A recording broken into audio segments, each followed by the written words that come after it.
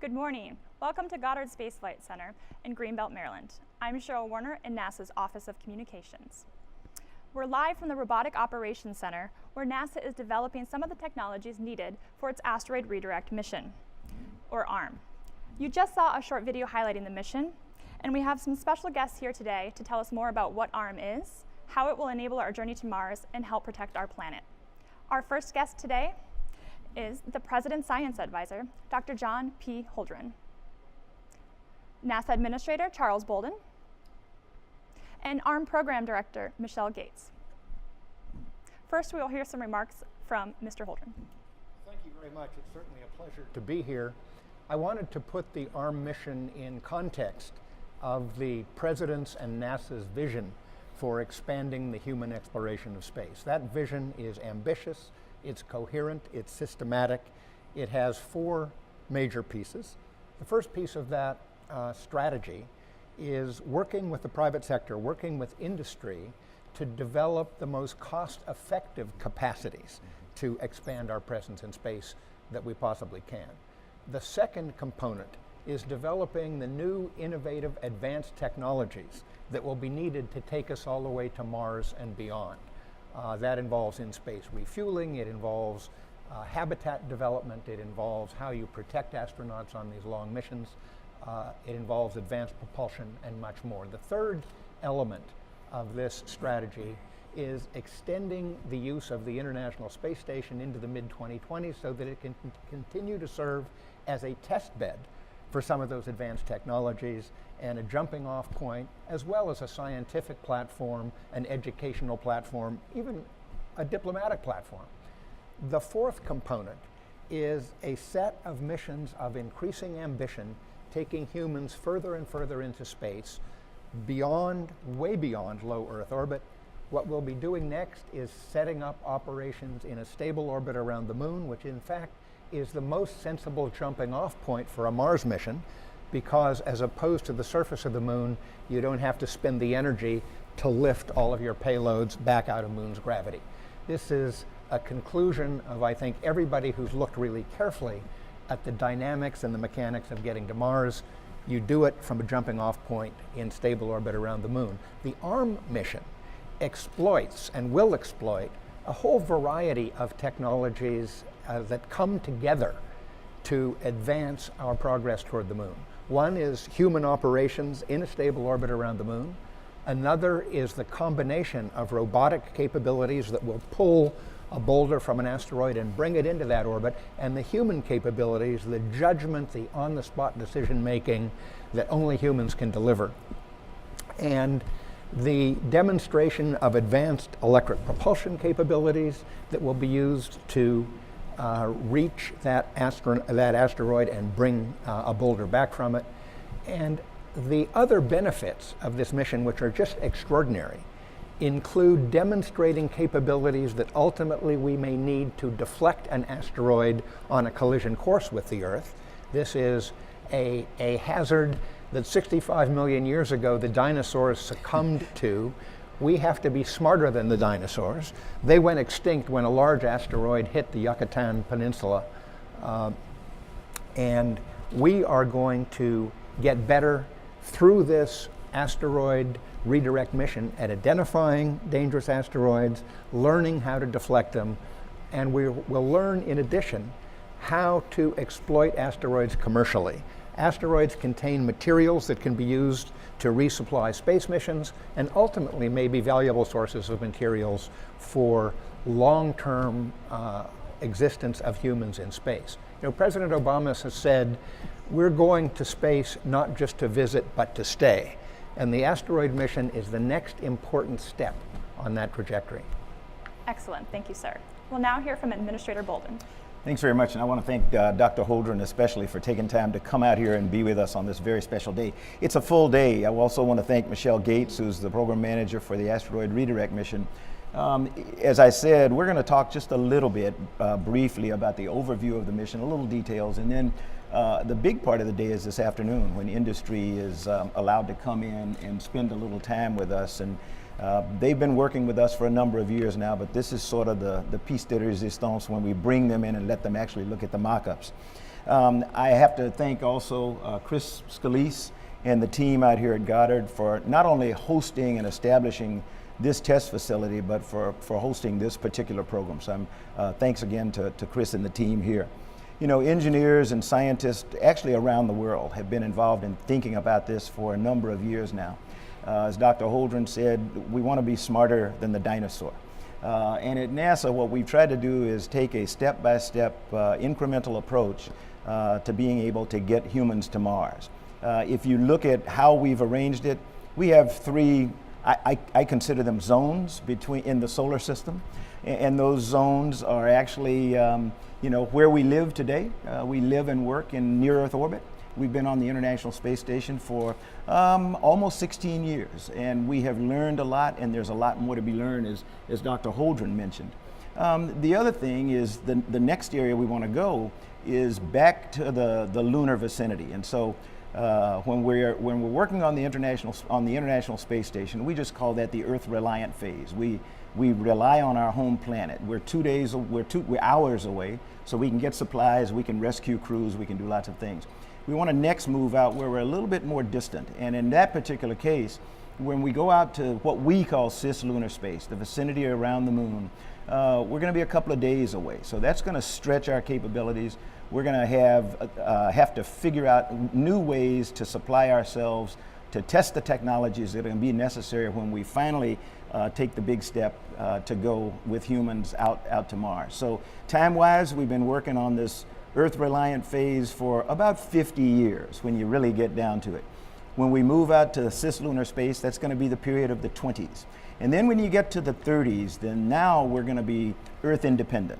That is a big step. You know, humans have been dreaming of going to Mars as long as people have been looking up at the sky almost, and we're finally almost there.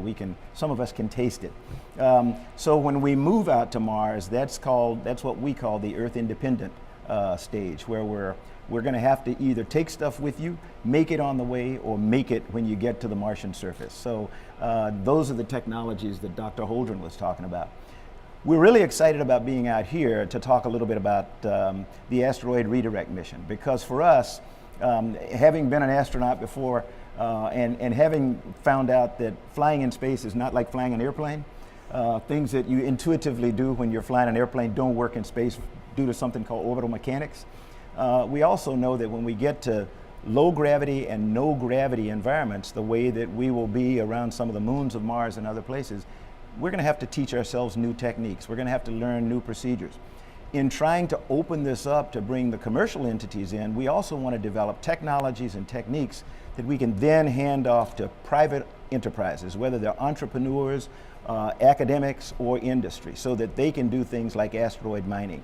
So that's the big purpose for the Asteroid Redirect Mission. It's an important step for us on the journey to Mars. It's going to give us an opportunity to sit out in the proving ground and make sure that we understand the kinds of things that we need to do when we finally send our astronauts to Mars, because it's an exciting time, but you know, we've got to have our act together when we go there. So hopefully you all will learn a little bit more than you knew when you started this program today, and I'm going to let you turn it over to Michele, because she's the expert here with us and she'll give us a little bit more detail. Thank you very much. It's really an honor to be here with both of you, Dr. Holdren and Administrator Bolden. The Asteroid Redirect Mission really is a vital step in our journey to Mars, in particular that proving ground of cislunar space. As we move from the Earth-reliant operations in low Earth orbit to the proving ground where we can get our astronaut crews back within a matter of days if we need to, and then to Earth-reliant phase where, for example, missions to Mars are on the scale of years in duration. The Asteroid Redirect Mission really provides a demonstration and an important integrated mission opportunity in cislunar space. There is a robotic mission component and a crewed mission component. The robotic mission does have a first ever demonstration of advanced solar electric propulsion in moving multi-ton masses through interplanetary space-like trajectories. In particular, we will use this advanced solar electric propulsion system to transit a couple of years to a near-Earth asteroid and acquire a multi-ton boulder, as you mentioned, Dr. Holdren, from the surface of the asteroid. We will then actually use the gravitational mass of that multi-ton boulder and the spacecraft to alter the trajectory of the parent asteroid in a deflection demonstration for planetary defense purposes, as you had mentioned as well. We'll then use the space flight system to ferry that multi-ton asteroidal mass back to a gravitationally neutral point in the lunar vicinity, as you mentioned as well. About 10 years from now, our astronauts will launch on the Space Launch System and Orion crew capsules, our next generation systems under development now by the agency that we'll start testing with our crews 5 to 7 years from now, I believe, if my memory serves. But 10 years from now, our crews will transit the several-day trip to the asteroid boulder, multi-ton mass, and the Sept spacecraft, rendezvous with it, and select, extract, and return samples with them in the Orion capsule back here to Earth. Thank you. Great, thank you all. You did a great job explaining to us why the Asteroid Redirect Mission is important to our nation and the journey to Mars. So Michele, I'm going to ask you a question. Tell us a little bit more about where we actually are in mission formulation. Absolutely, and so the crewed mission segment that I had mentioned is still in pre-formulation. It is planned as an early mission in cislunar space. It's about 25 days to a month in duration, so it's a significant duration for our astronaut crews in the mid-2020s. The robotic mission just received approval for Phase B, which is the phase of spacecraft development in which we baseline a mission design, including spacecraft design, trajectory design, orbital mechanics, mission duration, and all of the technical parameters that define the spacecraft mission. The preliminary design review and baseline is planned for late in 2017, and then a follow-on approval at the agency level for March of 2018. There are many systems under prototype, including the ones you see behind us, the robotic systems for capture. The spacecraft development is ongoing with industry to leverage commercial capabilities that industry can provide to us, as well as provide a path for industry use of advanced solar electric propulsion in the future. Thank you, Michele. Dr. Holdren, you touched on this a little bit in terms of planetary defense. If you think about an asteroid heading toward Earth, it sounds like something out of the movies, but are we as a nation prepared for that? We are not fully prepared, but we are on a trajectory to get much more so. We've invested increasing resources in detecting asteroids of a dangerous size that could be on a collision course with the Earth. We've had some recent experiences that indicate how challenging this is. In 2013, a smallish asteroid exploded over Siberia with the force of about 400 kilotons or 500 kilotons of TNT. Did a lot of damage on the ground. Something like 1,000 people were injured by flying glass and so on. That explosion was in the range of 30 times bigger than the Hiroshima nuclear bomb. We had in 1908 a much larger asteroid explosion, again over a part of Siberia. Fortunately did not occur over a heavily populated area, but it exploded with the equivalent of multiple megatons of explosive force. So we know that this does happen. It's rare. The impact that occurred in 2013 is estimated to have been a 1 in 100-year event. The impact that occurred in 1908 was estimated to have been a 1 in 1,000-year event. But again, if we are going to be as capable a civilization as our technology allows, we need to be prepared for even those rare events because they could do a lot of damage to the Earth. And as part of that preparation, we have the planetary defense aspects of the asteroid retrieval mission. Again, I would emphasize that the asteroid retrieval mission makes sense in about 5 different ways. It makes sense for science, for better understanding the composition of asteroids and what they can tell us about the origins of the solar system. It makes sense from the standpoint of technology demonstration, demonstrating technologies that we're going to need for the mission to Mars. It makes sense in terms of human operations in cislunar space, again, the most appropriate stepping off point for Mars. And it makes sense for the possibilities of using asteroids as sources of materials, potentially sources of fuel, sources of water, to resupply space missions and ultimately to meet needs on Earth. So this is a multi-purpose mission, but the planetary defense aspect is one important part of it. Understood, thank you. Administrator Bolden, as we know, the second part of this mission involves sending a crew to the asteroid Boulder. Can you tell us where we are with the development of the systems that will send them there? We're actually going to have an opportunity to talk about some of them this afternoon. One of the things that we're very proud of is the fact that we have the SLS, the Space Launch System, and the Orion crew module that have now been in development. They're off the drawing board. We now are cutting hardware.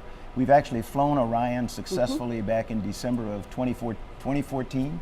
A very successful mission, farther away from Earth than any vehicle intended to carry humans had been in more than 40 years.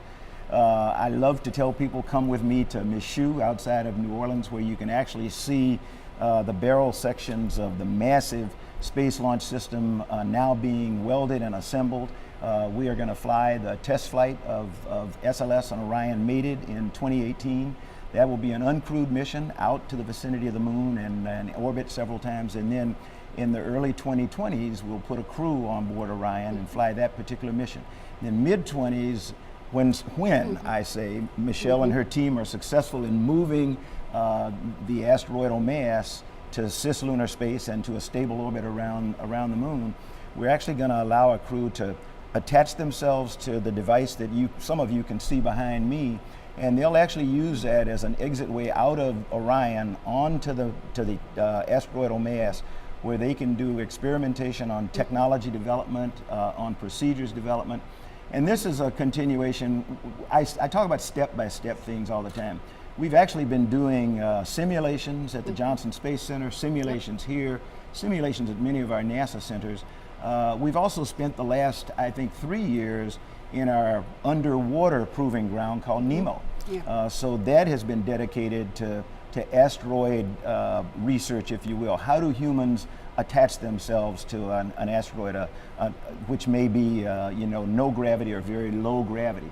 So we've been coming along up until now, and the mid-2020s will give us an opportunity to really send a crew out to do some of the kinds of things that we think we may have to do when you get out into the Martian environment, where you're distant from Earth, out in the Earth independent phase, where our crews will be much better prepared to do the kinds of operations that they want out there. So it's an incremental, step-by-step approach that we're using. Thank you, sir. Dr. Gates, can you tell us a little bit more about the target asteroid that we have in mind that we're going to visit? Sure, absolutely. And in fact, the science community selected our reference target, which is 2008 EV5. It is a carbonaceous asteroid, believed to be one of potentially 4 types. It is anticipated to be potentially 20% water, volatile rich, and contains the compounds from early formation of the solar system, that the record that's only available through certain classes of asteroids. The asteroid has never been visited before, which was a desire of the science community. The resources community, in particular, folks who are interested in using asteroidal resources, asteroidal mining, in situ resources, are very interested in this target as well. And so our mission design work is all being done around this target. Our capture capability prototyping you see behind us is being done with the assumptions of this target. And we have a very lengthy report from the external community, actually, recently out in February of this year, available on our website, www.nasa.gov/ARM, the FAST report, which is 167 pages of detail, if anyone is interested. Cheryl, if I can add one thing. I can't believe I forgot this, but last week we had an incredible mission that was launched called OSIRIS-REx. Yes. And as I talk about an incremental approach to what we're doing, a lot of the folk who are here at Goddard, because they were essentially the key members of the OSIRIS-REx team, we launched a satellite that is going to make a couple of year transit to another asteroid that is pretty well studied, Bennu. when it gets there, we're going to study that asteroid for about 2 years. We're going to pick landing sites. We're going to do a better characterization of it. And then finally, when we're confident that we know where we want to land and how to do it, the OSIRIS-REx is actually going to take itself down to very close proximity to the surface of Bennu and use a long arm that'll go down, penetrate the surface, and cause dust and debris and and whatever you want to call it from an asteroid to come up and be captured into a canister that we will then bring back to Earth for subsequent study. So it'll go into what we currently call the lunar repository at the Johnson Space Center, where planetary scientists will be able to take real samples from Bennu and begin to study them. And that will feed in to the subsequent asteroid redirect mission. So everything we do is incrementally planned to support each other. And I did not want to forget about OSIRIS-REx. Thank you for adding that. Very quickly, do you have any last remarks? Because we're going to wrap up here. Dr. Gates?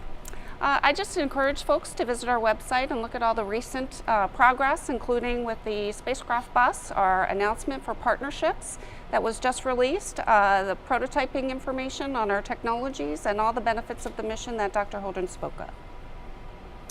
I'm just happy to be here and have Dr. Holdren here. It's not every day that we get the President's Science Advisor to come out to the Goddard Space Flight Center. So excited about this mission, excited about the fact that we're going to expose industry to it again today and let them give us some inputs, but just real good time for the agency.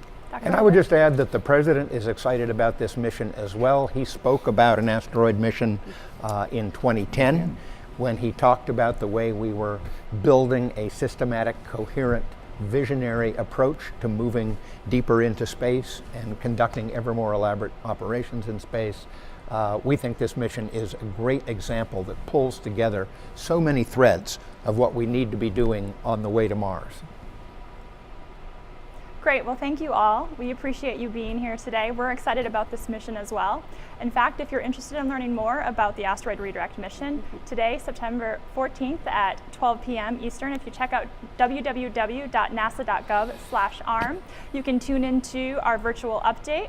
And immediately following that, at 3 p.m. Eastern today, we're going to have a Facebook Live Q&A with more staff to talk about the Asteroid Redirect mission. Again, check out www.nasa.gov/ARM. Thank you.